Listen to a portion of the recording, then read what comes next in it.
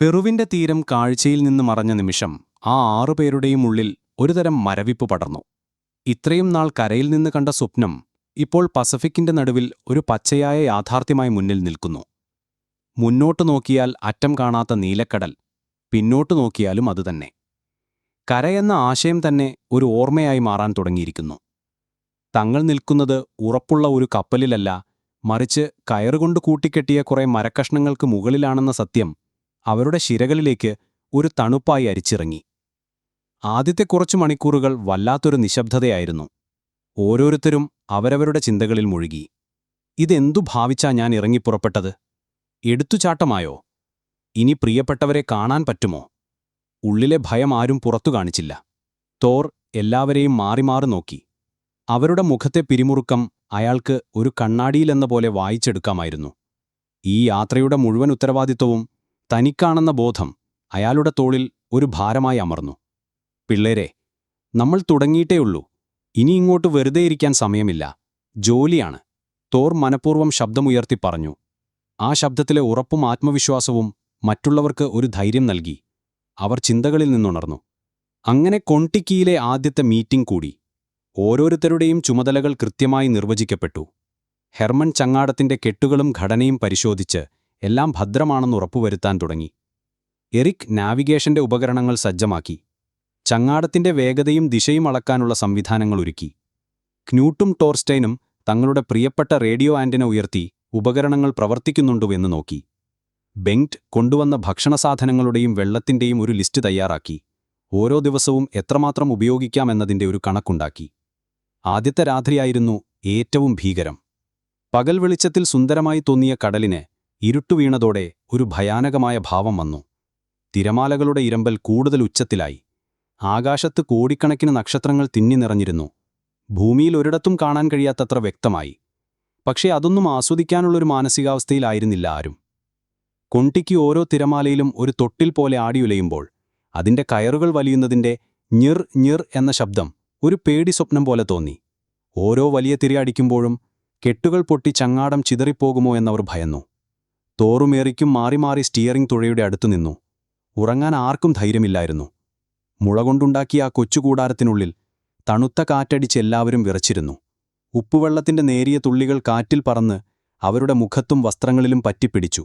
ആ രാത്രി അവർക്ക് യുഗങ്ങൾ പോലെ തോന്നി. പിറ്റേന്ന് കിഴക്ക് ചക്രവാളം ചുവന്നു തുടങ്ങിയപ്പോൾ അവർ ജീവനോടെയുണ്ടെന്നും ചങ്ങാടം ഒറ്റ കഷ്ണമായി തന്നെയുണ്ടെന്നും കണ്ട് എല്ലാവർക്കും വലിയ ആശ്വാസമായി. സൂര്യരശ്മി ചങ്ങാടത്തിൽ തട്ടിയപ്പോൾ ഒരു പുതിയ ഊർജം കിട്ടിയതുപോലെ തോന്നി. അവർക്കൊരു കാര്യം മനസ്സിലായി. കൊണ്ടിക്കി അവർ വിചാരിച്ചതിലും ശക്തനാണ്. അത് തിരമാലകളോട് മല്ലടിക്കുകയല്ല ചെയ്യുന്നത്, മറിച്ച് അവയുടെ താളത്തിനൊത്ത് നൃത്തം ചെയ്യുകയാണ്. തിരമാലകളെ ഭയക്കുന്നതിനു പകരം അതിലൂടെ ഒഴുകി നീങ്ങാനാണ് അത് പഠിപ്പിക്കുന്നത്. ദിവസങ്ങൾ കടന്നുപോകുന്തോറും അവർ കടലുമായി പൊരുത്തപ്പെടാൻ തുടങ്ങി. ഒരു കൃത്യമായ ദിനചര്യ രൂപപ്പെട്ടു. രാവിലെ 6 മണിക്ക് എല്ലാവരും എഴുന്നേൽക്കും.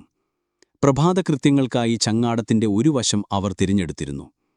അതിനുശേഷം എല്ലാവരും ഒരുമിച്ച് പ്രഭാതഭക്ഷണം കഴിക്കും. മിക്കവാറും സൈന്യം തന്ന ബിസ്ക്കറ്റും ജാമും, പിന്നെ ഒരു കപ്പ് കാപ്പിയും. അതിനുശേഷം ഓരോരുത്തരും അവരവരുടെ ജോലിയിലേക്ക് തിരിയും. ചങ്ങാടത്തിലെ ഏറ്റവും പ്രധാനപ്പെട്ട ജോലി വാച്ച് ഡ്യൂട്ടിയായിരുന്നു. 2 പേർ വീതം 2 മണിക്കൂർ നേരത്തേക്ക് ചങ്ങാടത്തിന്റെ നിയന്ത്രണം ഏറ്റെടുക്കും. ഒരാൾ സ്റ്റിയറിംഗ് തുഴ നിയന്ത്രിക്കും. ചങ്ങാടം ഒഴുക്കിൽപ്പെട്ട് വട്ടം കറങ്ങാതിരിക്കാൻ ഇത് അത്യാവശ്യമായിരുന്നു. മറ്റൊരാൾ ചുറ്റും നിരീക്ഷിക്കും. എന്തെങ്കിലും അപകടങ്ങളുണ്ടോ, മറ്റു കപ്പലുകൾ വരുന്നുണ്ടോ, കാലാവസ്ഥയിൽ മാറ്റമുണ്ടോ എന്നൊക്കെ നോക്കും. രാത്രിയും പകലും ഈ ക്രമം തെറ്റാതെ തുടർന്നു.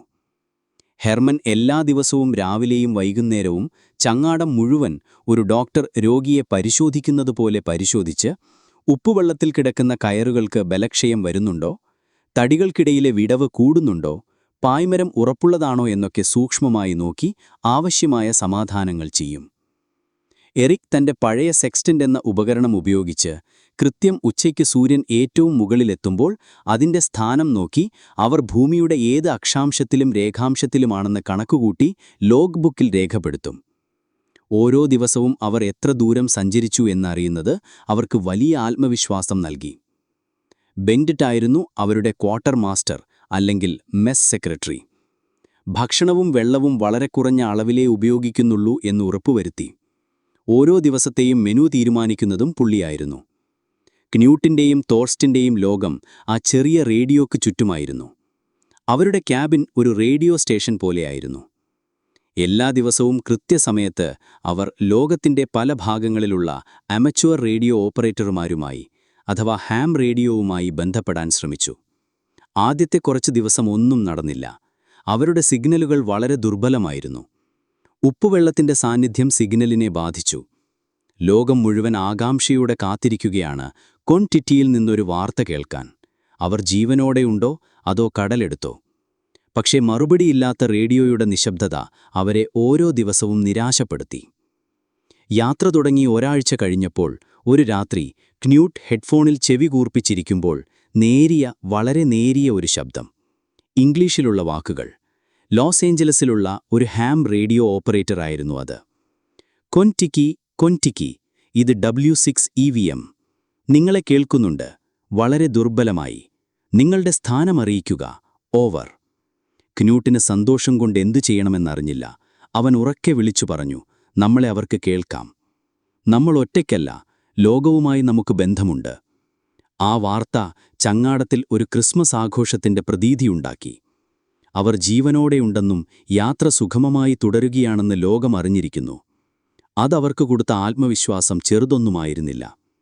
അന്നുമുതൽ എല്ലാ ദിവസവും അവർ ലോകത്തിൻ്റെ ഏതെങ്കിലും ഒരു കോണിലുള്ള ഒരു റേഡിയോ സുഹൃത്തുമായി സംസാരിച്ചു. കടലിലെ ജീവിതം പതിയെ പതിയെ രസകരമാകാൻ തുടങ്ങി. അവർക്കു ചുറ്റും ഒരു പുതിയ ലോകം, ഒരു പുതിയ ആവാസ വ്യവസ്ഥ തന്നെ രൂപപ്പെടുകയായിരുന്നു. പറക്കുന്ന മീനുകളായിരുന്നു ആദ്യത്തെ സ്ഥിരം അതിഥികൾ. രാത്രിയിൽ ചങ്ങാടത്തിലെ റാന്തൽ വിളക്കിന്റെ വെളിച്ചം കാണുമ്പോൾ അവ കൂട്ടത്തോടെ വെള്ളത്തിൽ നിന്ന് വെടിയുണ്ട പോലെ പറന്നുയർന്ന് ചങ്ങാടത്തിലേക്ക് വന്നു വീഴും. രാവിലെ എഴുന്നേൽക്കുമ്പോൾ ഡെക്കിൽ കുറഞ്ഞത് 10-15 പിടയ്ക്കുന്ന പറക്കുന്ന മീനുകളുണ്ടാകും. അതായിരുന്നു അവരുടെ സ്ഥിരം പ്രഭാതഭക്ഷണം. ബെങ്ക്റ്റ് അവയെ വൃത്തിയാക്കി വെളിച്ചെണ്ണയിൽ വറുത്തെടുക്കും. ആ ചൂടുള്ള മുരിഞ്ഞ മീനിന്റെ രുചി അവർക്ക് സ്വർഗം പോലെ തോന്നി. ചങ്ങാടത്തിനടിയിൽ എപ്പോഴും ഒരുതരം മീനുകൾ കൂടെയുണ്ടായിരുന്നു. Pilot fish. കറുപ്പും വെളുപ്പും വരകളുള്ള സുന്ദരൻ മീനുകൾ.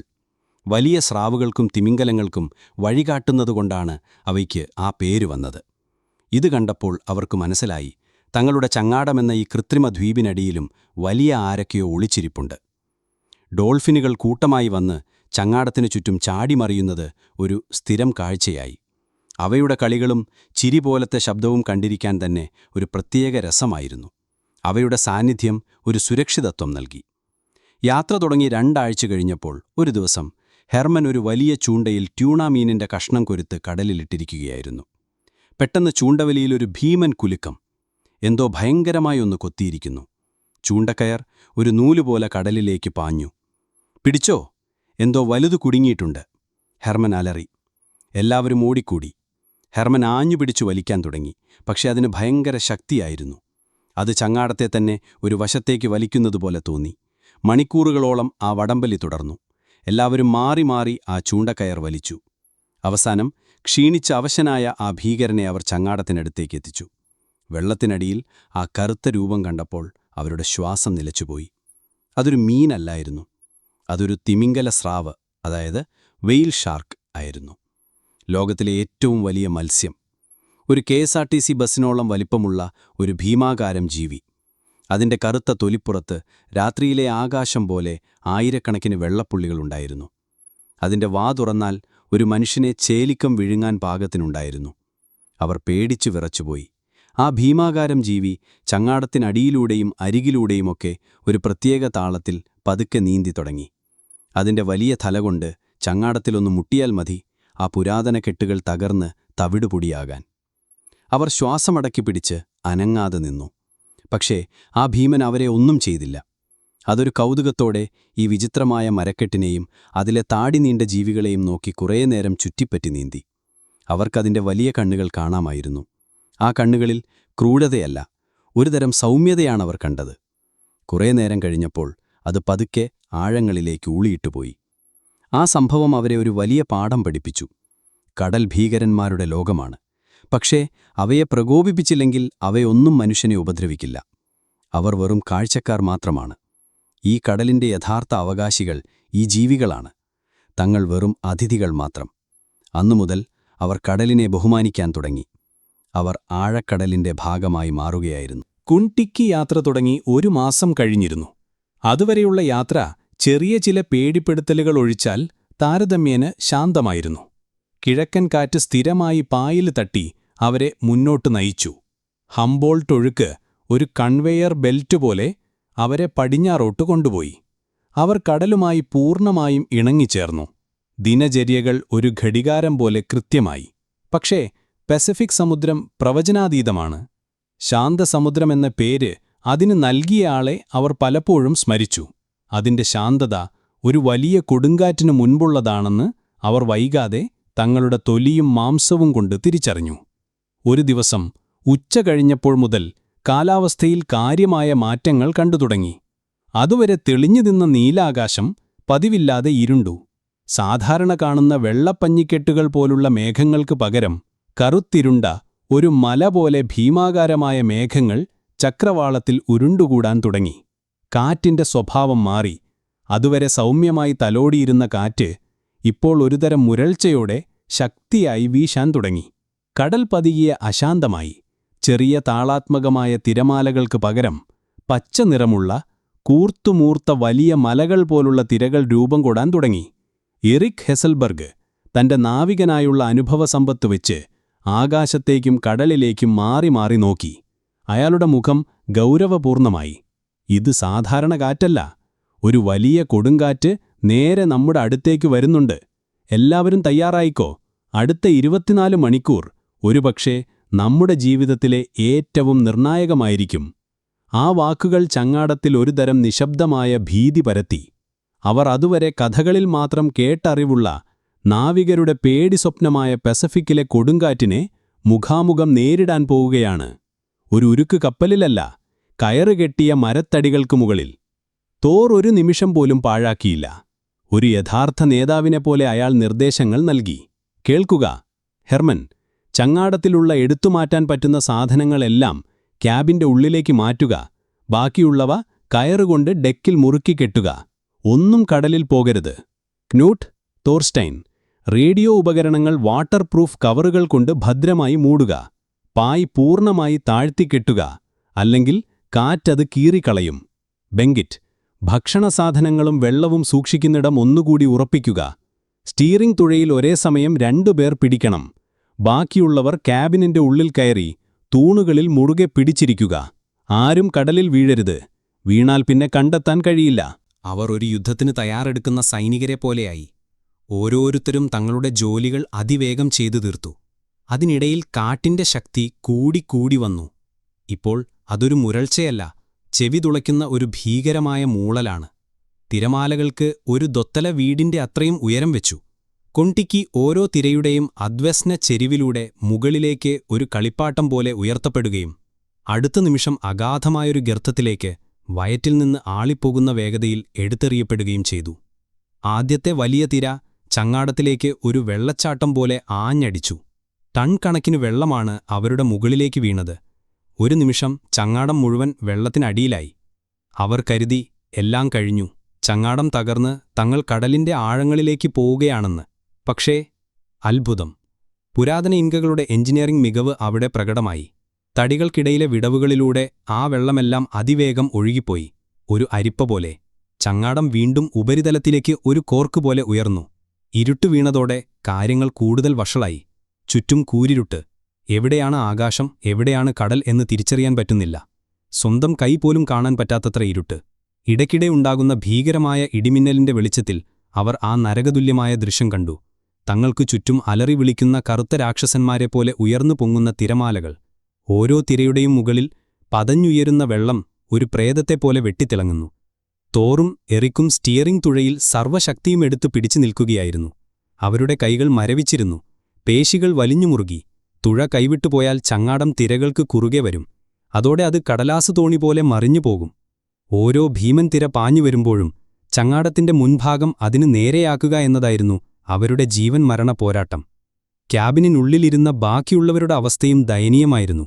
ചങ്ങാടം ഒരു റോളർ കോസ്റ്റർ പോലെ 360 ഡിഗ്രിയിൽ കറങ്ങുകയും മറിയുകയും ചെയ്യുമ്പോൾ അവർ തൂണുകളിൽ അള്ളിപ്പിടിച്ചിരുന്നു. അവരുടെ ശരീരം ക്യാബിനിന്റെ ഭിത്തികളിലും തൂണുകളിലും ആഞ്ഞടിക്കുന്നുണ്ടായിരുന്നു. തണുത്തുറഞ്ഞ ഉപ്പുവെള്ളം അവരുടെ ദേഹത്തേക്കൊരു ചാട്ടവാറുപോലെ നിരന്തരം അടിച്ചുകൊണ്ടിരുന്നു. ഹെർമൻ എന്ന എഞ്ചിനീയറുടെ മനസ്സിൽ മുഴുവൻ ചങ്ങാടത്തിന്റെ കെട്ടുകളായിരുന്നു. കർത്താവേ, ആ കയറുകൾ പൊട്ടല്ലേ? അയാൾ പ്രാർത്ഥിച്ചുകൊണ്ടിരുന്നു. ഓരോ തവണ ചങ്ങാടം അസാധാരണമായി വളയുമ്പോഴും തടികൾ തമ്മിൽ ബന്ധിപ്പിച്ചിരിക്കുന്ന കയറുകൾ വലിയുന്നതിന്റെ ഞരങ്ങുന്ന ശബ്ദം ആ ഭീകരമായ കാറ്റിന്റെ ശബ്ദത്തിനിടയിലും അവർക്ക് കേൾക്കാമായിരുന്നു. ഒരു പ്രധാനപ്പെട്ട കെട്ട് പൊട്ടിയാൽ മതി ചങ്ങാടം ചിതറിപ്പോകാൻ. ആ രാത്രി മുഴുവൻ ആ നരകയാതന തുടർന്നു. ഉറക്കമില്ല, ഭക്ഷണമില്ല, ശരീരത്തെ കാർന്നു തിന്നുന്ന തണുപ്പും മനസ്സിനെ കൊല്ലുന്ന ഭയവും മാത്രം. അവർ പരസ്പരം സംസാരിക്കുന്നുണ്ടായിരുന്നില്ല. ഓരോരുത്തരും അവരവരുടെ ദൈവങ്ങളെ വിളിക്കുകയായിരുന്നു. തങ്ങളുടെ പ്രിയപ്പെട്ടവരുടെ, ഭാര്യമാരുടെ, കുട്ടികളുടെ മുഖങ്ങൾ അവരുടെ മനസ്സിൽ മിന്നിമറിയുന്നുണ്ടായിരുന്നു. ഇതൊരു അവസാന യാത്രയാകുമോ? അതിനിടയിൽ തോർസ്റ്റെയിൻ റാബി എന്ന ആ ധീരനായ റേഡിയോ ഓപ്പറേറ്റർ ഒരു ധീരമായ പ്രവൃത്തി ചെയ്തു. ഈ കൊടുങ്കാറ്റിന്റെ വിവരം പുറം ലോകത്തെ അറിയിക്കണം. അയാൾ ക്യാബിനു പുറത്തിറങ്ങി. തിരമാലകൾക്കിടയിലൂടെ ആടിയുലയുന്ന ഡെക്കിൽ ഇഴഞ്ഞു നീങ്ങി റേഡിയോയുടെ അടുത്തേക്ക് പോയി. ആടിയുലയുന്ന ചങ്ങാടത്തിൽ വെച്ച് നനഞ്ഞ കൈകൾ കൊണ്ട് അയാൾ ലോകത്തിനൊരു സന്ദേശം അയക്കാൻ ശ്രമിച്ചു. സിഗ്നലുകൾ വളരെ ദുർബലമായിരുന്നു. പക്ഷേ അയാൾ ശ്രമം ഉപേക്ഷിച്ചില്ല. കോണ്ടിക്കി ഭയങ്കരമായ കൊടുങ്കാറ്റിൽ യാത്ര തുടരുന്നു. എല്ലാം നിയന്ത്രണത്തിലാണ്. അവസാനത്തെ വാചകം ഒരു കള്ളമായിരുന്നു. ഒന്നും നിയന്ത്രണത്തിലായിരുന്നില്ല. പിറ്റേന്ന് നേരം വെളുക്കാറായപ്പോൾ കാറ്റിന്റെ ഭീകരമായ മൂളലിന്റെ ശക്തി കുറഞ്ഞു തുടങ്ങി. തിരമാലകളുടെ ഉയരം പതുക്കെ പതുക്കെ കുറഞ്ഞു. ആകാശം തെളിഞ്ഞു. ഇരുണ്ട മേഘങ്ങൾ അകന്നുപോയി. കൊടുങ്കാറ്റ് കടന്നുപോയിരിക്കുന്നു. അവർ ജീവനോടെയുണ്ടായിരുന്നു. തളർന്ന് അവശരായി, ശരീരമാസകലം ചതവുകളും മുറിവുകളുമായി അവർ ഓരോരുത്തരായി ക്യാബിനു പുറത്തേക്ക് വന്നു. സൂര്യന്റെ നേരിയ വെളിച്ചം അവർക്ക് സ്വർഗം പോലെ തോന്നി. അവർ ചുറ്റും നോക്കി. ചങ്ങാടം. കൊണ്ടിക്കയ്ക്ക് കാര്യമായ കേടുപാടുകളൊന്നും സംഭവിച്ചിട്ടില്ല. ഒരു പായ്മരം ചെറുതായി ഒടിഞ്ഞു. കുറച്ചു പലകകളും പാത്രങ്ങളും കടലിൽ പോയി. പക്ഷേ ചങ്ങാടത്തിന്റെ പ്രധാന കെട്ടുകളെല്ലാം ഭദ്രമായിരുന്നു. കൊണ്ടിക്കി അതിജീവിച്ചിരിക്കുന്നു. അവർ പരസ്പരം നോക്കി. വാക്കുകളൊന്നും വേണ്ടിയിരുന്നില്ല. ആ നോട്ടത്തിൽ എല്ലാമുണ്ടായിരുന്നു. ആദരവ്, സൗഹൃദം, ഒരുമിച്ചൊരു ഭീകരനെ തോൽപ്പിച്ചതിന്റെ പറഞ്ഞറിയിക്കാനാവാത്ത അഭിമാനം. അവർ ഒരു വലിയ പരീക്ഷയെ അതിജീവിച്ചിരിക്കുന്നു. തോർ ഹെയർദാലിന്റെ സിദ്ധാന്തത്തിലെ ഒരു പ്രധാനപ്പെട്ട, ആരും വിശ്വസിക്കാതിരുന്ന ഭാഗം ശരിയാണെന്ന് സ്വന്തം ജീവൻ പണയം വെച്ച് അവർ തെളിയിച്ചിരിക്കുന്നു. പുരാതന ബാൽസാ ചങ്ങാടങ്ങൾക്ക് പസഫിക്കിലെ ഏറ്റവും വലിയ കൊടുങ്കാറ്റുകളെപ്പോലും അതിജീവിക്കാൻ കഴിയും. അതിന്റെ ഘടന തന്നെയാണ് അതിന്റെ രക്ഷ. അന്നത്തെ ദിവസം അവർ ആഘോഷിച്ചു. ബാക്കിയുണ്ടായിരുന്ന റമ്മിന്റെ കുപ്പിയെടുത്ത് ഓരോ കവിൾ കുടിച്ചു. ക്ഷീണം മറന്ന് പാട്ടുപാടി. ആ കൊടുങ്കാറ്റ് അവരെ തകർക്കുകയല്ല, കൂടുതൽ ശക്തരാക്കുകയാണ് ചെയ്തത്. അവരുടെ ആത്മവിശ്വാസം 10 മടങ്ങ് വർദ്ധിച്ചു. ഇനി ഈ കടലിൽ തങ്ങളെ ഭയപ്പെടുത്താനൊന്നുമില്ലെന്ന് അവർക്ക് തോന്നി. അവർ ശരിക്കും കടലിന്റെ മക്കളായി മാറിക്കഴിഞ്ഞിരുന്നു. കൊടുങ്കാറ്റിനെ അതിജീവിച്ചതോടെ കൊൻടിക്കിയിലെ 6 പേരുടെയും ആത്മവിശ്വാസം വാനോളമുയർന്നു. ഇനി തങ്ങളെ തടയാൻ ഈ കടലിൽ ഒരു ശക്തിയുമില്ലെന്ന് അവർ വിശ്വസിച്ചു. യാത്ര 90 ദിവസം പിന്നിട്ടപ്പോൾ അവരുടെ ജീവിതം തികച്ചും വ്യത്യസ്തമായിരുന്നു. നീണ്ട താടിയും മുടിയും വെയിലേറ്റ് കരിവാളിച്ച്, ഉപ്പുകാറ്റടിച്ച് പരുക്കനായ തൊലിയുമായി അവരെ കണ്ടാൽ ആധുനിക മനുഷ്യരാണെന്ന് ആരും പറയില്ല. കടലിലെ നിയമങ്ങൾ പഠിച്ച, പ്രകൃതിയോട് പൂർണ്ണമായും ഇണങ്ങിച്ചേർന്ന ഒരു പറ്റം പുരാതന നാവികരെ പോലെയായിരുന്നു അവർ. അവരുടെ ഏക വിനോദം എറിക്കിന്റെ ഗിറ്റാർ വായനയും ബെങ്റ്റിന്റെ പുസ്തക വായനയും പിന്നെ കടലിലെ അത്ഭുത ലോകത്തെ നിരീക്ഷിക്കലുമായിരുന്നു. അവർക്കിടയിലെ ബന്ധം കൂടുതൽ ദൃഢമായി. അവരൊരു ടീം എന്നതിലുപരി ഒരേ രക്തത്തിൽ പിറന്ന സഹോദരന്മാരെ പോലെയായി മാറിയിരുന്നു. യാത്രയുടെ 93-ാം ദിവസം ഒരു പ്രഭാതത്തിൽ വാച്ച് ഡ്യൂട്ടിയിലായിരുന്ന ടോർസ്റ്റെയിൻ റാബി ദൂരേക്ക് കണ്ണും നട്ടിരിക്കുമ്പോൾ പെട്ടെന്ന് ചാടിയെഴുന്നേറ്റ് ഉറക്കെ വിളിച്ചു പറഞ്ഞു, "കര, കര! പിള്ളേരെ, ഞാൻ കര കാണുന്നു!" ആ ഒരൊറ്റ വാക്കു മതിയായിരുന്നു ചങ്ങാടത്തിൽ ഒരു ഭൂകമ്പം സൃഷ്ടിക്കാൻ. ഉറങ്ങിക്കിടന്നവരും മറ്റു ജോലികളിലായിരുന്നവരും ഓടിച്ചെന്ന് ടോർസ്റ്റെയിൻ ചൂണ്ടിയ ദിശയിലേക്ക് നോക്കി. ദൂരെ ചക്രവാളത്തിൽ ഒരു കറുത്ത പൊട്ടുപോലെ എന്തോ ഒന്ന്. അതൊരു മേഘമല്ലെന്ന് അവർക്ക് ഉറപ്പായിരുന്നു. അതൊരു ദ്വീപായിരുന്നു. അവരുടെ ഹൃദയം സന്തോഷം കൊണ്ട് പടപടായിടിച്ചു. 93 ദിവസത്തെ അലച്ചിലിനൊടുവിൽ 8000 കിലോമീറ്ററോളം സഞ്ചരിച്ചതിനുശേഷം അവർ ലക്ഷ്യത്തിലെത്തിയിരിക്കുന്നു, പോളിനീഷ്യ. അവർ ആർത്തുവിളിച്ചു, പരസ്പരം കെട്ടിപ്പിടിച്ച് അഭിനന്ദിച്ചു. ചിലരുടെ കണ്ണുകൾ സന്തോഷം കൊണ്ട് നിറഞ്ഞു. തോർ ഹെയർദാലിന്റെ മുഖത്ത് ഒരു നീണ്ട തപസ് ഫലം കണ്ട ഒരു ഋഷിയുടെ പുഞ്ചിരി വിടർന്നു. തന്റെ സിദ്ധാന്തം ശരിയാണെന്ന് തെളിയിക്കുന്നതിന്റെ ആദ്യത്തെയും ഏറ്റവും വലിയ തെളിവ് കൺമുന്നിൽ വീത. പുരാതന ചങ്ങാടങ്ങൾക്ക് സൗത്ത് അമേരിക്കയിൽ നിന്ന് പോളിനേഷ്യൻ ദ്വീപുകളിൽ എത്താൻ സാധിക്കും. കളിയാക്കിയവരുടെ മുഖം അയാളുടെ മനസ്സിൽ മിന്നിമറിഞ്ഞു. എറിക്കിന്റെ നാവിഗേഷൻ കണക്കുകൾ പ്രകാരം അത് ട്യൂമോട്ടോ ദ്വീപസമൂഹത്തിലെ പുക്ക എന്ന അറ്റോളായിരുന്നു. അറ്റോൾ എന്നു പറഞ്ഞാൽ കടലിനടിയിലുള്ള ഒരു അഗ്നിപർവ്വതത്തിനു ചുറ്റും പവിഴപ്പുറ്റുകൾ വളർന്നുണ്ടായ ഒരു വളയുടെ ആകൃതിയിലുള്ള ദ്വീപ്. നടുക്ക് ശാന്തമായ ഒരു കായൽ, അലിൽ ലഗൂൺ ഉണ്ടാകും. പക്ഷേ അവരുടെ ആ സന്തോഷം അധികനേരം നീണ്ടുനിന്നില്ല. അവർ ദ്വീപിനോടടുത്തപ്പോൾ ഒരു പുതിയ, അവർ ഒട്ടും പ്രതീക്ഷിക്കാത്തൊരു പ്രശ്നം തലപൊക്കി. അവർക്ക് ചങ്ങാടത്തെ നിയന്ത്രിക്കാൻ പറ്റുന്നില്ലായിരുന്നു. കോൺടിക്കി ഒരു എഞ്ചിൻ ബോട്ടല്ല. അതിന് ബ്രേക്കില്ല, ഗിയറില്ല, പിന്നോട്ടു പോകാൻ പറ്റില്ല. പിന്നിലുള്ള ഒരു വലിയ തുഴകൊണ്ട് ദിശ ചെറുതായൊന്നു മാറ്റാമെന്നല്ലാതെ കാറ്റും ഒഴുക്കും എങ്ങോട്ടാണോ കൊണ്ടുപോകുന്നത് അങ്ങോട്ടു പോകാനേ അതിന് കഴിയൂ. പുക്ക ദ്വീപിലേക്ക് ശക്തമായ കാറ്റടിക്കുന്നുണ്ടായിരുന്നു. ഒഴുക്കും അതിനനുകൂലമായിരുന്നു. കോൺടിക്കി ഒരു നിയന്ത്രണവുമില്ലാതെ വേഗത്തിൽ ദ്വീപിന്റെ നേർക്കു പാഞ്ഞു. നമ്മൾ നേരെ ദ്വീപിലിടിക്കാൻ പോകുകയാണ്, ഹെർമൻ വിളിച്ചു പറഞ്ഞു. ദ്വീപിന്റെ തീരത്ത് താമസിക്കുന്ന കുറച്ച് പോളിനേഷ്യക്കാർ ഒരു വിചിത്രമായ വാഹനം തങ്ങളുടെ ദ്വീപിലേക്ക് വരുന്നത് കണ്ട് അത്ഭുതത്തോടെ നോക്കി നിന്നു. അവർ ചെറിയ വള്ളങ്ങളിൽ, ഔട്ട്രിഗർ കനൂസിൽ കയറി ഇവർക്കരികിലേക്ക് വന്നു. അവർ അവരുടെ ഭാഷയിൽ എന്തൊക്കെയോ വിളിച്ചു പറയുന്നുണ്ടായിരുന്നു. അപകടമാണെന്ന് മുന്നറിയിപ്പ് നൽകുകയാണെന്ന് തോറിന് തോന്നി. ദ്വീപിലെത്താൻ വെറും 100 മീറ്റർ മാത്രം ബാക്കിയുള്ളപ്പോൾ തോർ ആ ഭീകരസത്യം തിരിച്ചറിഞ്ഞു. ദ്വീപിനു ചുറ്റും വെള്ളത്തിനടിയിൽ കല്ലിനേക്കാൾ മൂർച്ചയേറിയ പവിഴപ്പുറ്റുകളാണ്. ചങ്ങാടം അതിൽ പോയി ഇടിച്ചാൽ ബാൽസാ മരത്തടികൾ ഒരു നിമിഷം കൊണ്ട് തവിടുപൊടിയാകും. അവർ കടലിലേക്ക് എറിയപ്പെടും. ആ ശക്തമായ തിരകളിൽപ്പെട്ട് പാറകളിൽ തലയിടിച്ചു മരിക്കാൻ നിമിഷങ്ങൾ മതി. കൊടുങ്കാറ്റിനെ അതിജീവിച്ചത് വെറുതെയാകും. നമ്മൾ ദിശ മാറ്റണം, എങ്ങനെയെങ്കിലും. എല്ലാവരും തുഴയെടുക്കൂ, തോർ ആജ്ഞാപിച്ചു. അവർ കയ്യിൽ കിട്ടിയ പലകകളും ചെറിയ തുഴകളും എന്തിനേറെ പാത്രങ്ങൾ പോലുമെടുത്ത് സർവ്വശക്തിയുമെടുത്ത് വെള്ളത്തിൽ ആഞ്ഞ് ചങ്ങാടത്തിന്റെ ഗതി മാറ്റാൻ ശ്രമിച്ചു. ഒരു വശത്തു മാത്രം തുഴഞ്ഞ് ചങ്ങാടത്തെ തിരിക്കാൻ. പക്ഷേ ശക്തമായ കാറ്റിനും ഒഴുക്കിനുമെതിരെ അവരുടെ 6 പേരുടെ തുഴച്ചിലിന് ഒരു ഫലവുമുണ്ടായില്ല. ചങ്ങാടം നേരെ മരണക്കെണിയായ പവിഴപ്പുറ്റുകൾക്ക് നേർക്ക് കുതിച്ചു. ദ്വീപിലെ നാട്ടുകാർ അപകടം മനസ്സിലാക്കി നിസ്സഹായരായി കൈകൾ കൊണ്ട് എന്തൊക്കെയോ ആംഗ്യം കാണിക്കുന്നുണ്ടായിരുന്നു. ഇനി രക്ഷയില്ല, എറിക് വിളിച്ചു പറഞ്ഞു. അവസാന നിമിഷം ഒരു ഭാഗ്യമെന്നോണം, അതോ പ്രാർത്ഥനയുടെ ഫലമെന്നോണം കാറ്റിന്റെ ദിശ ചെറുതായൊന്നു മാറി.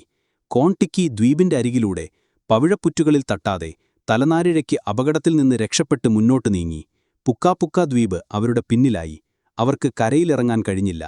93 ദിവസം കാത്തിരുന്ന ലക്ഷ്യം കൺമുന്നിൽ കണ്ടിട്ടും അതിലൊന്ന് തൊടാൻ പോലും കഴിയാത്തതിന്റെ നിരാശ അവരെ വല്ലാതെ തളർത്തി. പക്ഷേ അവർ ജീവനോടെ ഉണ്ടല്ലോ എന്ന ആശ്വാസമുണ്ടായിരുന്നു. യാത്ര തുടർന്നു. കുറച്ചു ദിവസങ്ങൾക്ക് ശേഷം അവർ മറ്റൊരു ദ്വീപായ അങ്കഡാവു കണ്ടു. അവിടെയും ഇതേ അവസ്ഥയായിരുന്നു. ദ്വീപിനു ചുറ്റുമുള്ള പവിഴപ്പുറ്റുകൾ ഒരു കോട്ട പോലെ നിലകൊണ്ടു.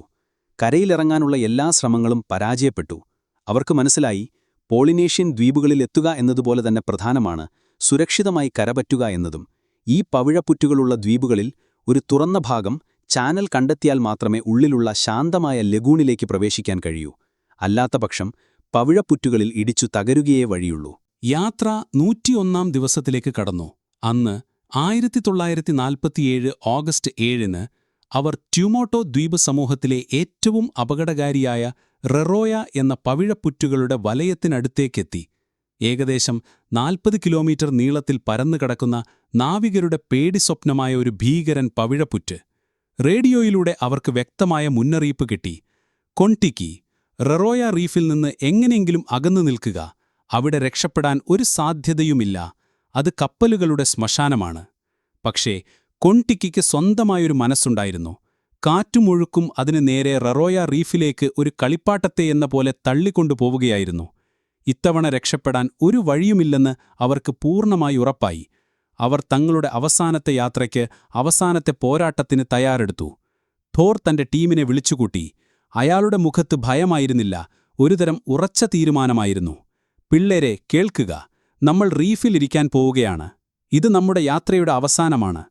പക്ഷെ നമ്മൾ തോറ്റിട്ടില്ല. നമ്മൾ 8000 കിലോമീറ്റർ സഞ്ചരിച്ചു.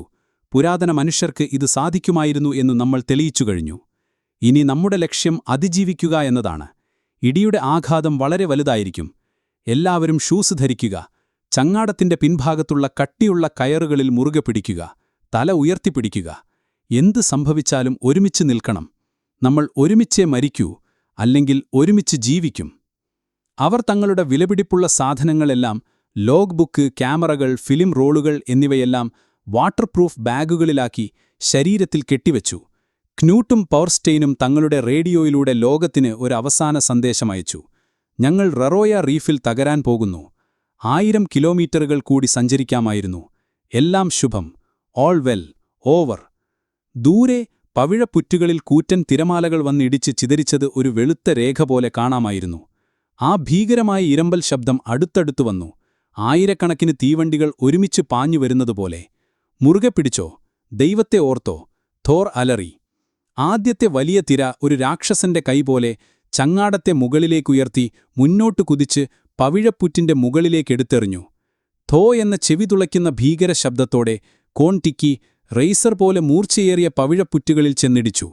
ചങ്ങാടം മുഴുവൻ കുലുങ്ങിവിറച്ചു. അവർ കരുതി തടികളിപ്പോൾ ചിതറിപ്പോകുമെന്ന്.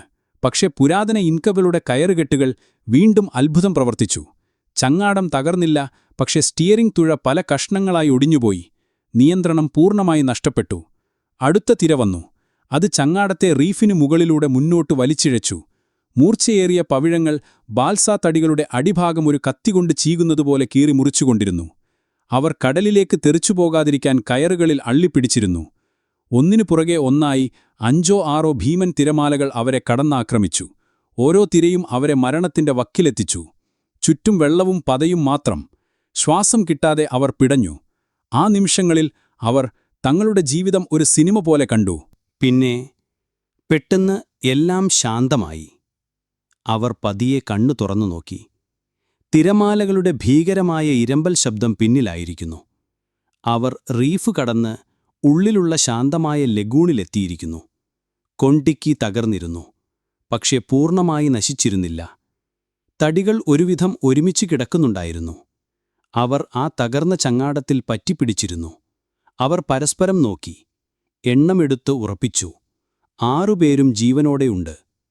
ചിലർക്ക് ചെറിയ പരിക്കുകളും ചതവുകളുമുണ്ട് എന്നല്ലാതെ ആർക്കും ഗുരുതരമായി ഒന്നും സംഭവിച്ചിട്ടില്ല. അവർ ചുറ്റും നോക്കി. ശാന്തമായ കണ്ണാടി പോലത്തെ ലഗൂണിന്റെ നടുവിൽ പച്ചപ്പരവതാനി വിരിച്ചതുപോലെയുള്ള ഒരു ചെറിയ ജനവാസമില്ലാത്ത ദ്വീപ്. അവർ ആ ദ്വീപിന്റെ നേർക്ക് തകർന്ന ചങ്ങാടത്തിന്റെ കഷണങ്ങളിൽ പിടിച്ച് നീന്താൻ തുടങ്ങി. ഒടുവിൽ 101 ദിവസത്തെ കടൽവാസത്തിനു ശേഷം അവരുടെ കാലുകൾ ഉറപ്പുള്ള മണ്ണിൽ തൊട്ടു. അവർ കരയിൽ തളർന്നു വീണു. ചുട്ടുപൊള്ളുന്ന വെളുത്ത മണലിൽ മലർന്നു കിടന്നു. തലയ്ക്കു മുകളിൽ നീലയാകാശം, ചുറ്റും കാറ്റിലാടുന്ന തെങ്ങോലകൾ. അവർ ജീവിച്ചിരിക്കുന്നു. അവർ വിജയിച്ചിരിക്കുന്നു. അവർ കുട്ടികളെപ്പോലെ ചിരിക്കുകയും കരയുകയും ചെയ്തു. അവർ ഭൂമിയെ ചുംബിച്ചു. കൊണ്ടിക്കി എന്ന ഇതിഹാസയാത്ര അതിന്റെ ലക്ഷ്യം കണ്ടിരിക്കുന്നു. ഒരു കൂട്ടം ഭ്രാന്തന്മാർ ഒരു പുരാതന ചങ്ങാടത്തിൽ ലോകത്തോട് മുഴുവൻ വെല്ലുവിളിച്ചു നടത്തിയ യാത്ര വിജയകരമായി പൂർത്തിയാക്കിയിരിക്കുന്നു. പക്ഷേ കഥ അവിടെ തീരുന്നില്ലായിരുന്നു. ആ വിജനമായ ദ്വീപിൽ നിന്ന് അവർ എങ്ങനെ രക്ഷപ്പെടും? പുറം ലോകം തങ്ങൾ ജീവിച്ചിരിപ്പുണ്ടെന്ന് എങ്ങനെ അറിയും? അവരുടെ അതിജീവനത്തിന്റെ അടുത്ത, ഒരുപക്ഷേ അവസാനത്തെ ഘട്ടം അവിടെ തുടങ്ങാൻ പോവുകയായിരുന്നു. റോറോയ റീഫിലെ ആ മരണപ്പോരാട്ടം അതിജീവിച്ച് ആ ജനവാസമില്ലാത്ത കൊച്ചു ദ്വീപിൽ കാലുകുത്തിയപ്പോൾ ആ 6 പേർക്കും അതൊരു പുനർജന്മം പോലെയാണ് അനുഭവപ്പെട്ടത്. 101 ദിവസമായി ആടിയുലയുന്ന ഒരു മരക്കഷ്ണത്തിലായിരുന്നു അവരുടെ ജീവിതം. ഇപ്പോൾ കാലിനടിയിൽ ചലിക്കാത്ത ഉറപ്പുള്ള മണ്ണ്. അതൊരു പറഞ്ഞറിയിക്കാനാവാത്ത സുഖമായിരുന്നു. തലയ്ക്കു മുകളിലെ തെങ്ങോലകളുടെ തണൽ, തിരമാലകളുടെ ഭീകരമായ ഇരമ്പലില്ലാത്ത ശാന്തത. ഇത്രയും നാൾ അവർ കൊതിച്ചുകൊണ്ടിരുന്ന ലോകമായിരുന്നു അത്. അവർ ക്ഷീണിച്ച് അവശരായി കരയിലെ വെളുത്ത മണലിൽ കിടന്നു. ശരീരം മുഴുവൻ ഉപ്പുവെള്ളം കയറി നീറുന്നുണ്ടായിരുന്നു. കൈകാലുകളിൽ പവിഴപ്പുറ്റുകളിൽ ഉരഞ്ഞതിന്റെ മുറിവുകൾ ഉണ്ടായിരുന്നു. പക്ഷേ അവരുടെ മനസ്സ് ഒരു പുഴ പോലെ ശാന്തമായിരുന്നു. ഞങ്ങൾ വിജയിച്ചിരിക്കുന്നു എന്ന ഒരൊറ്റ ചിന്ത അവരുടെ എല്ലാ വേദനകളെയും ഇല്ലാതാക്കി. കുറച്ചു സമയം കഴിഞ്ഞപ്പോൾ തോർ എഴുന്നേറ്റു. നേതാവ് തളർന്നാൽ അണികൾ തളർന്നുപോകും. നമ്മൾ വെറുതെ ഇരുന്നാൽ പോരാ, ഇവിടെ നമ്മൾ ഒറ്റയ്ക്കാണ്. അതിജീവിക്കണം. ഒന്നാമതായി വേണ്ടത് ശുദ്ധമായ കുടിവെള്ളമാണ്. അവർ ദ്വീപിന്റെ ഉൾവശത്തേക്ക് നടന്നു. അതൊരു ചെറിയ പക്ഷേ പറുദീസ പോലെ മനോഹരമായ ഒരു സ്ഥലമായിരുന്നു. വെളുത്ത മണൽത്തീരം, അതിരിടുന്ന തെങ്ങിൻ തോപ്പുകൾ, നടുക്ക് പച്ചപ്പുള്ള ചെടികളും കുറ്റിക്കാടുകളും. അവർക്ക് ദാഹം സഹിക്കാൻ വയ്യായിരുന്നു. ചങ്ങാടത്തിലുണ്ടായിരുന്ന വെള്ളമെല്ലാം കടലിൽ പോയിരുന്നു. ഭാഗ്യത്തിന് ദ്വീപിൽ നിറയെ തേങ്ങകളുണ്ടായിരുന്നു. തെങ്ങിൽ കയറാൻ അവർക്കറിയില്ലായിരുന്നെങ്കിലും നിലത്ത് ധാരാളം ഉണങ്ങിയതും പച്ചയുമായ തേങ്ങകൾ വീണുകിടപ്പുണ്ടായിരുന്നു. അവർ കയ്യിലുണ്ടായിരുന്ന വലിയ കത്തി ഉപയോഗിച്ച് തേങ്ങ പൊതിച്ച് അതിന്റെ ഇളനീർ കുടിച്ച് ദാഹമകറ്റി. 100 ദിവസത്തിനു ശേഷം കുടിക്കുന്ന ആ മധുരമുള്ള വെള്ളം അവർക്ക് അമൃത കുടിക്കുന്നത് പോലെയാണ് തോന്നിയത്. അടുത്തതായി വേണ്ടത് ഭക്ഷണവും രാത്രി തങ്ങാനൊരിടവുമാണ്. ലഗൂണിലെ വെള്ളം കണ്ണാടി പോലെ തെളിഞ്ഞതായിരുന്നു. അതിൽ പല നിറത്തിലുള്ള മീനുകൾ കൂട്ടമായി നീന്തിക്കളിക്കുന്നത് അവർക്ക് കാണാമായിരുന്നു. അവർ കൈകൊണ്ടുതന്നെ കുറച്ചു മീനുകളെ പിടിച്ചു. തകർന്ന കോൺ ടിക്കിയിൽ നിന്ന് ബാക്കി കിട്ടിയ സാധനങ്ങൾ അവർ ഓരോന്നായി കരയിലെത്തിച്ചു. കത്തികൾ, പാത്രങ്ങൾ, നനഞ്ഞുപോയെങ്കിലും ഉപയോഗിക്കാൻ പറ്റുന്ന കുറച്ച് ടിൻ ഫുഡ്, പിന്നെ അവരുടെ ലോഗ് ബുക്കും ക്യാമറകളും. അവർ തകർന്ന ചങ്ങാടത്തിന്റെ തടികളും മുളകളും പായുടെ കഷണങ്ങളും ഉപയോഗിച്ച് തീരത്ത് ഒരു ചെറിയ ഷെഡ് പണിതു. രാത്രിയിൽ മഴയിൽ നിന്നും കാറ്റിൽ നിന്നും ഒരു ചെറിയ രക്ഷ.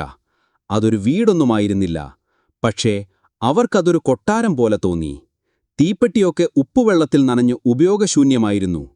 പക്ഷേ ഹെർമൻ തന്റെ എഞ്ചിനീയറിംഗ് ബുദ്ധി വീണ്ടും പ്രയോഗിച്ചു. ബെങ്കിറ്റിന്റെ കണ്ണടയുടെ ലെൻസ് ഉപയോഗിച്ച് സൂര്യരശ്മിയെ ഒരു പോയിന്റിൽ കേന്ദ്രീകരിച്ച് ഉണങ്ങിയ ചകിരിക്ക് തീ പിടിപ്പിച്ചു. അങ്ങനെ ആ വിജനദ്വീപിൽ ആദ്യമായി തീയെരിഞ്ഞു. അന്ന് രാത്രി ആ തീയ്ക്ക് ചുറ്റുമിരുന്ന് അവർ ചുട്ടെടുത്ത മീൻ കഴിച്ചു. 101 ദിവസത്തിനു ശേഷം ഒരു ചൂടുള്ള പുകയുടെ മണമുള്ള ഭക്ഷണം. അതവരുടെ ജീവിതത്തിലെ ഏറ്റവും രുചികരമായ ഭക്ഷണമായിരുന്നു. ആ വിജനദ്വീപിലെ ജീവിതം അവർ പതിയെ ആസ്വദിക്കാൻ തുടങ്ങി. അതൊരു റോബിൻസൺ ക്രൂസോ ജീവിതമായിരുന്നു. ആധുനിക ജീവിതത്തിലെ തിരക്കുകളോ പിരിമുറുക്കങ്ങളോ സമയക്രമങ്ങളോ ഇല്ലാത്ത ഒരു ലളിതമായ ജീവിതം. രാവിലെ എഴുന്നേൽക്കുക, ലഗൂണിൽ പോയി കുളിക്കുക, മീൻ പിടിക്കുക, ഞണ്ടുകളെയും കക്കകളെയും ശേഖരിക്കുക, തേങ്ങയിട്ട് കഴിക്കുക. എറിക് തന്റെ സ്കെച്ച് ബുക്കിൽ ദ്വീപിന്റെയും അവിടുത്തെ ജീവികളുടെയും മനോഹരമായ ചിത്രങ്ങൾ വരച്ചുകൊണ്ടിരുന്നു. ബെങ്റ്റ് അവിടുത്തെ സസ്യങ്ങളെയും പക്ഷികളെയും പറ്റി പഠിച്ചു. പക്ഷേ എത്രനാൾ ഇങ്ങനെയൊരു പറദീസയിൽ കഴിയാൻ പറ്റും? പുറം ലോകവുമായി ബന്ധപ്പെടണ്ടേ? തങ്ങൾ ജീവനോടെയുണ്ടെന്ന് ലോകത്തെ അറിയിക്കണ്ടേ? അവരുടെ റേഡിയോ റീഫീഡിച്ചപ്പോൾ തകർന്നുപോയിരുന്നു. അത് നന്നാക്കുക എന്നതായിരുന്നു അവരുടെ മുന്നിലുള്ള ഏറ്റവും വലിയ വെല്ലുവിളി. ക്നൂട്ടും ടോർസ്റ്റെയിനും ആ റേഡിയോ വിദഗ്ധർ ആ ദൗത്യം ഏറ്റെടുത്തു. ഭാഗ്യത്തിന് യാത്ര തുടങ്ങുന്നതിന് മുൻപ് റേഡിയോയുടെ ഏറ്റവും പ്രധാനപ്പെട്ട ഭാഗങ്ങളും ബാറ്ററികളും അവർ പ്രത്യേകം തയ്യാറാക്കിയ വാട്ടർ പ്രൂഫ് ബാഗുകളിലാണ് സൂക്ഷിച്ചിരുന്നത്. ഉപ്പുവെള്ളം കയറാത്ത ആ ബാഗുകൾ അവർക്ക് തകർന്ന ചങ്ങാടത്തിൽ നിന്ന് കിട്ടി. അവർ രണ്ടുപേരും രാവും പകലും ആ റേഡിയോ നന്നാക്കാനുള്ള ശ്രമം തുടങ്ങി. തകർന്ന ഭാഗങ്ങൾ മാറ്റി കയ്യിലുള്ള സ്പെയർ പാർട്സ് വെച്ച് അവർ അത് പുനർനിർമ്മിച്ചു. ദ്വീപിലെ ഏറ്റവും ഉയരമുള്ള തെങ്ങിൻമുകളിൽ അവർ ആന്റിന കെട്ടി. കുറച്ചു ദിവസത്തെ കഠിന പ്രയത്നത്തിനൊടുവിൽ അവർ ആ റേഡിയോ പ്രവർത്തിപ്പിച്ചു. അവർ ഉടൻ തന്നെ ഒരു സന്ദേശം അയച്ചു. CQCQCQDLI-2B കൊൻടിക്കി ററോയ റീഫിൽ തകർന്നു. എല്ലാവരും സുരക്ഷിതർ. ഒരു ചെറിയ ജനവാസമില്ലാത്ത ദ്വീപിലുണ്ട്. സഹായം വേണം. ഓവർ. ആ സന്ദേശം ആയിരക്കണക്കിന് കിലോമീറ്ററുകൾക്കപ്പുറം കുക്ക് ദ്വീപുകളിലുള്ള ഒരു ഹാം റേഡിയോ ഓപ്പറേറ്റർ പിടിച്ചെടുത്തു. അയാൾക്ക് വിശ്വസിക്കാനായില്ല. ലോകം മുഴുവൻ കരുതിയത് കൊൻടിക്കി കടലിൽ നഷ്ടപ്പെട്ടെന്നാണ്. ആ വാർത്ത കാട്ടുതീ പോലെ പടർന്നു. കൊൻടിക്കിയിലെ 6 പേരും ജീവനോടെയുണ്ട്. അവർ വിജയിച്ചിരിക്കുന്നു. ലോകമെമ്പാടുമുള്ള പത്രങ്ങളിൽ ആ വാർത്ത 1-ാം പേജിൽ വന്നു. തോറിന്റെയും കൂട്ടരുടെയും കുടുംബങ്ങൾ ആനന്ദ കണ്ണീരണിഞ്ഞു. ലോകം മുഴുവൻ ശ്വാസമടക്കിപ്പിടിച്ചു കാത്തിരുന്ന ഒരു സാഹസിക യാത്രയുടെ ശുഭകരമായ പര്യവസാനം. അവർ ദ്വീപിൽ ഒരാഴ്ചയോളം കഴിഞ്ഞു. ഒരു ദിവസം ദൂരെ ലഗൂണിൽ ഒരു ചെറിയ വള്ളം വരുന്നത് അവർ കണ്ടു. ററോയ അറ്റോളിലെ മറ്റൊരു ദ്വീപിൽ താമസിക്കുന്ന പോളിനീഷ്യൻകാരായിരുന്നു അത്. കൊൻടിക്കി റീഫിൽ തകർന്ന വാർത്തയറിഞ്ഞ് ആരെങ്കിലും ജീവനോടെ ഉണ്ടോ എന്നറിയാൻ വന്നതായിരുന്നു അവർ. ആ നാട്ടുകാർ താടിയും മുടിയും നീട്ടി സൂര്യരശ്മിയേറ്റ് കരുവാളിച്ച കീറിപ്പറഞ്ഞ വസ്ത്രങ്ങൾ ധരിച്ച ആ 6 പേരെ കണ്ടപ്പോൾ അത്ഭുതപ്പെട്ടുപോയി. അവർക്ക് മുന്നിൽ നിൽക്കുന്നത് തങ്ങളുടെ പൂർവികരുടെ ഇതിഹാസ കഥകളിലെ സൂര്യദേവനായ ടിക്കിയുടെ മക്കളാണോ എന്നവർ സംശയിച്ചു. അത്രയേറെ സാമ്യമുണ്ടായിരുന്നു അവർക്ക് പുരാതന കാലത്തെ നാവികരുമായി. അവർ തോറിനെയും കൂട്ടരെയും ആദരവോടെ തങ്ങളുടെ ഗ്രാമത്തിലേക്ക് കൂട്ടിക്കൊണ്ടുപോയി. ഗ്രാമം മുഴുവൻ അവർക്കുവേണ്ടി ഒരുങ്ങിയിരുന്നു. ഗ്രാമവാസികൾ പൂമാലയണിഞ്ഞ് പാട്ടുപാടിയും നൃത്തം ചെയ്തും അവരെ വരവേൽട്ടു. അവർക്കുവേണ്ടി വിഭവസമൃദ്ധമായൊരു വലിയ സദ്യ ഒരുക്കി. പന്നിയെ ചുട്ടതും പലതരം മീനുകളും പഴങ്ങളും മധുരക്കിഴങ്ങുമൊക്കെയായി ഒരു വലിയ ഉത്സവം. വർഷങ്ങൾക്ക് ശേഷം ആദ്യമായി അവർ ഒരു യഥാർത്ഥ ഗ്രാമത്തിന്റെ സ്നേഹവും ഊഷ്മളതയും അനുഭവിച്ചു. തോറിന് തന്റെ സിദ്ധാന്തം ഒന്നുകൂടി ഉറപ്പിച്ചു. പുരാതന കാലത്ത് ഇതുപോലെ ചങ്ങാടങ്ങളിൽ വന്നിറങ്ങിയ തന്റെ പൂർവികരെയും അവർ ഇങ്ങനെയായിരിക്കാം സ്വാഗതം ചെയ്തത്, സൗഹൃദത്തോടെ, സ്നേഹത്തോടെ. കുറച്ചു ദിവസങ്ങൾക്ക് ശേഷം ഒരു ഫ്രഞ്ച് ഗവൺമെന്റിന്റെ കപ്പൽ അവരെ കൂട്ടിക്കൊണ്ടുപോകാനായി ററോയയിലെത്തി. തങ്ങളെ രക്ഷിച്ച, സ്നേഹം കൊണ്ട് പൊതിഞ്ഞ ആ ഗ്രാമവാസികളോട് നിറകണ്ണികളോടെ യാത്ര പറഞ്ഞ് അവർ കപ്പലിൽ കയറി. അവരുടെ കൂടെ ചരിത്രത്തിന്റെ ഭാഗമായ തകർന്ന കൊൺടിക്കി ചങ്ങാടത്തിന്റെ ബാക്കി പത്രങ്ങളുമുണ്ടായിരുന്നു. അവർ ആദ്യം തഹിത്തിയിലേക്കും അവിടെ നിന്ന് അമേരിക്കയിലേക്കും അവസാനം സ്വന്തം നാടായ നോർവേയിലേക്കും യാത്രയായി. അവർ പോകുന്നയിടത്തെല്ലാം വീരനായകർക്കുള്ള സ്വീകരണമാണ് ലഭിച്ചത്. ന്യൂയോർക്കിലും ഓസ്ലോയിലുമെല്ലാം ആയിരക്കണക്കിന് ആളുകൾ അവരെ ഒരു നോക്ക് കാണാൻ തടിച്ചുകൂടി. പത്രക്കാരും ജനക്കൂട്ടവും അവരെ പൊതിഞ്ഞു. നിങ്ങൾക്ക് വട്ടാണ് എന്നു പറഞ്ഞു കളിയാക്കി ചിരിച്ച അതേ ശാസ്ത്രലോകം ഇപ്പോൾ അത്ഭുതത്തോടെയും ആദരവോടെയുമാണ് അവരെ നോക്കി നിന്നത്. തോർ ഹെയർഡാൾ എന്ന ഒറ്റയാണ് തന്റെ വാശികൊണ്ടും ധൈര്യം കൊണ്ടും ഒരസാധ്യമായ കാര്യം സാധ്യമാക്കിയിരിക്കുന്നു. കൊൺടിക്കി യാത്ര ചരിത്രമായി മാറി. തോർ ഹെയർഡാൽ എന്ന പേര് ലോകമെമ്പാടും പ്രശസ്തമായി. അദ്ദേഹം ആ യാത്രയെക്കുറിച്ച് എഴുതിയ the Kon Tiki expedition by raft across the South Seas എന്ന പുസ്തകം ലോകമെമ്പാടും ബെസ്റ്റ് സെല്ലറായി. ലക്ഷക്കണക്കിന് കോപ്പികൾ വിറ്റഴിഞ്ഞു. 70-ലധികം ഭാഷകളിലേക്ക് അത് വിവർത്തനം ചെയ്യപ്പെട്ടു. തലമുറകളെ പ്രചോദിപ്പിച്ച ഒരു സാഹസിക ഗ്രന്ഥമായി അത് മാറി. ആ യാത്രയെക്കുറിച്ച് അവർ തന്നെ ഷൂട്ട് ചെയ്ത ദൃശ്യങ്ങൾ വെച്ച് നിർമ്മിച്ച ഡോക്യുമെന്ററിക്ക് 1951 മികച്ച ഡോക്യുമെന്ററിക്കുള്ള ഓസ്കാർ അവാർഡ് ലഭിച്ചു. പക്ഷേ ഇവിടെയൊരു ചോദ്യം ബാക്കിയുണ്ട്. ശാസ്ത്രീയമായി പറഞ്ഞാൽ തോറിന്റെ സിദ്ധാന്തം പൂർണ്ണമായി അംഗീകരിക്കപ്പെട്ടോ? പോളിനേഷ്യക്കാർ സൗത്ത് അമേരിക്കയിൽ നിന്നാണ് വന്നതെന്ന് ശാസ്ത്രലോകം സമ്മതിച്ചോ? ഉത്തരം അത്ര ലളിതമല്ല. കൊൺടിക്കി യാത്ര തെളിയിച്ചത് ഒരൊറ്റ കാര്യമാണ്, പക്ഷേ അത് വളരെ പ്രധാനപ്പെട്ട ഒരു കാര്യമായിരുന്നു. പുരാതന സാങ്കേതികവിദ്യ ഉപയോഗിച്ച് നിർമ്മിച്ച ഒരു ബാൽസ ചങ്ങാടത്തിന് കാറ്റിന്റെയും ഒഴുക്കിന്റെയും സഹായത്തോടെ സൗത്ത് അമേരിക്കയിൽ നിന്ന് പോളിനേഷ്യൻ ദ്വീപുകളിലേക്ക് യാത്ര ചെയ്യാൻ സാധിക്കും. അത് അസാധ്യമല്ല, സാധ്യമാണ്. തോറിനെ കളിയാക്കിയവരുടെ പ്രധാന വാദം അതായിരുന്നു. അത് സാധ്യമല്ല എന്നായിരുന്നു. ആ വാദത്തെ തോർ ഖണ്ഡിച്ചു. എന്നാൽ പോളിനേഷ്യയിലെ ആദ്യത്തെ താമസക്കാർ സൗത്ത് അമേരിക്കയിൽ നിന്നാണ് വന്നത് എന്ന് അത് ഉറപ്പിച്ചു പറയുന്നില്ല. പിന്നീട് വന്ന കൂടുതൽ ആധുനികമായ DNA പഠനങ്ങളും ഭാഷാശാസ്ത്രപരമായ തെളിവുകളും കാണിക്കുന്നത് പോളിനേഷ്യക്കാരുടെ പ്രധാന വംശപരമ്പര ഏഷ്യയിൽ നിന്ന്, പ്രത്യേകിച്ചും തൈവാനിൽ നിന്നാണ് ഉത്ഭവിച്ചത് എന്നാണ്. അവർ കടലിന്റെ ഒഴുക്കിനും കാട്ടിനുമെതിരെ അസാമാന്യമായ നാവിക പാടവം ഉപയോഗിച്ച്, നക്ഷത്രങ്ങളെ നോക്കി വഴി കണ്ടുപിടിച്ച്, ഘട്ടം ഘട്ടമായി പസഫിക് ദ്വീപുകളിൽ കോളനികൾ സ്ഥാപിച്ചവരാണ്. എന്നാൽ തോറിന്റെ സിദ്ധാന്തം പൂർണ്ണമായും തെറ്റായിരുന്നില്ല എന്നതും ഇന്ന് ശാസ്ത്രലോകം അംഗീകരിക്കുന്നുമുണ്ട്. സമീപകാല പഠനങ്ങൾ തെളിയിക്കുന്നത് പോളിനേഷ്യക്കാരും സൗത്ത് അമേരിക്കയിലെ തദ്ദേശീയരും തമ്മിൽ പുരാതന കാലത്ത് സമ്പർക്കം പുലർത്തിയിരുന്നു എന്നാണ്. ഒരുപക്ഷെ യാത്രകൾ 2 ദിശയിലേക്കും നടന്നിട്ടുണ്ടാകാം. പോളിനേഷ്യക്കാർ സൗത്ത് അമേരിക്കയിൽ പോയിട്ടുണ്ടാകാം, അവിടെ നിന്ന് മധുരക്കിഴങ്ങുമായി കുമാര എന്ന് പറയും തിരികെ വന്നിട്ടുണ്ടാകാം. അതുപോലെ സൗത്ത് അമേരിക്കയിൽ നിന്ന് ചിലരെങ്കിലും കൊൺടിക്കി പോലെ ഒഴുകി പോളിനേഷ്യയിൽ എത്തിയിട്ടുമുണ്ടാകാം. അതുകൊണ്ട് തോർ ഹെയർഡാൽ തുറന്നുവെച്ചത് ഒരു പുതിയ ചിന്തയുടെ, ഒരു പുതിയ സാധ്യതയുടെ വാതിലായിരുന്നു. അതുവരെ അസാധ്യമെന്ന് കരുതി അക്കാഡമിക് ലോകം അടച്ചുവെച്ചിരുന്ന പല കാര്യങ്ങളെക്കുറിച്ചും വീണ്ടും ചിന്തിക്കാനും പഠിക്കാനും അത് ലോകത്തെ പ്രചോദിപ്പിച്ചു. കൊൺടിക്കി യാത്രയുടെ യഥാർത്ഥ വിജയം അതിന്റെ ശാസ്ത്രീയമായ കണ്ടെത്തലുകളിലായിരുന്നില്ല, മറിച്ച് മനുഷ്യന്റെ ഇച്ഛാശക്തിയുടെയും ധൈര്യത്തിന്റെയും സാഹസികതയുടെയും സ്വപ്നങ്ങളെ പിന്തുടരാനുള്ള അടങ്ങാത്ത ആഗ്രഹത്തിന്റെ ഒരു ഉജ്ജ്വലമായ പ്രതീകമായി അത് മാറി എന്നതാണ്. ലോകം മുഴുവൻ നടക്കില്ല എന്നു പറഞ്ഞ് എഴുതിത്തള്ളിയൊരു കാര്യത്തെ എന്നാൽ പിന്നെ ഞാനൊന്ന് ചെയ്തു കാണിക്കട്ടെ എന്നു പറഞ്ഞ് ജീവൻ പണയം വെച്ച് കടലിലിറങ്ങി വിജയിച്ച ഒരു കൂട്ടം സാധാരണ മനുഷ്യരുടെ അസാധാരണമായ കഥയാണ്. ഇന്നും നോർവേയിലെ ഓസ്ലോയിലുള്ള കൊൺടിക്കി മ്യൂസിയത്തിൽ ആ ഇതിഹാസയാത്ര കഴിഞ്ഞ് കൊടുങ്കാറ്റും പവിഴപ്പുറ്റുകളും ഏൽപ്പിച്ച മുറിപാടുകളുമായി എത്തിയ, ഉപ്പുവെള്ളത്തിന്റെ ഗന്ധം മാറാത്ത ആ യഥാർത്ഥ ചങ്ങാടം കൊൺടിക്കിയെ അതേപടി സൂക്ഷിച്ചിട്ടുണ്ട്. അത് കാണാൻ ലോകത്തിന്റെ നാനാഭാഗത്തു നിന്നും ആളുകളെത്തുന്നു. അത് കാണുമ്പോൾ നമ്മൾ ഓർക്കും, നമ്മുടെ ഉള്ളിൽ ഒരു സ്വപ്നമുണ്ടെങ്കിൽ, അതിൽ വിശ്വസിക്കാനുള്ള ചങ്കൂറ്റമുണ്ടെങ്കിൽ, ആ സ്വപ്നത്തിനു വേണ്ടി ഇറങ്ങിത്തിരിക്കാനുള്ള ധൈര്യമുണ്ടെങ്കിൽ പസഫിക് മഹാസമുദ്രം പോലും നമുക്ക് മുന്നിൽ വഴിമാറിത്തരും. അതായിരുന്നു കൊൺ-ടിക്കിയുടെ കഥ. തളരാത്ത മനുഷ്യന്റെ ആത്മാവിന്റെ കഥ. നമ്മുടെ എല്ലാം ഉള്ളിൽ ഉറങ്ങിക്കിടക്കുന്ന സാഹസികനെ തട്ടിയുണർത്തുന്ന കഥ. ഇനിയും നിങ്ങൾ ഉറങ്ങിയിട്ടില്ല എങ്കിൽ കുറച്ചു കാര്യങ്ങൾ പറഞ്ഞുകൊള്ളട്ടെ. ഞങ്ങൾ ഈ ഓരോ വീഡിയോകൾക്ക് പിന്നിലും നല്ല രീതിയിൽ പരിശ്രമിക്കുന്നുണ്ട്.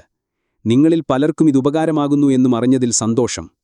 എങ്കിലും ഇനിയും ആരെങ്കിലും സബ്സ്ക്രൈബ് ചെയ്യാത്തവരുണ്ട് എങ്കിൽ ചെയ്യണമെന്ന് അഭ്യർത്ഥിക്കുന്നു.